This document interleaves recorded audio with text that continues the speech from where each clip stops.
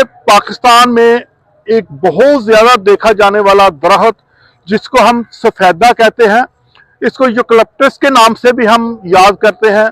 ये हमारे पाकिस्तान में तो बहुत ज्यादा देखा जा रहा है। आज हम आपको बताएंगे कि तिब में भी इसका कोई इस्तेमाल है।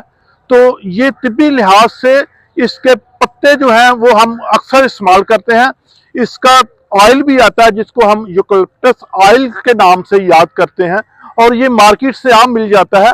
आप यूकलिप्टस ऑयल लें और उसके चंद कतरे पानी में डालकर उसको गर्म करें और उसकी भाप लें, तो देखिएगा कि उसकी भाप से आपका बंद नाक खुल जाएगा, आपके गले की इन्फेक्शन खत्म हो जाएगी, और आपको छींके वगैरह और खांसी वगैरह का जो मसला है वो बेहतरीन होगा। ये बेहतरीन एंटीसेप्टिक है, बेहतरीन एंटीवायरल है।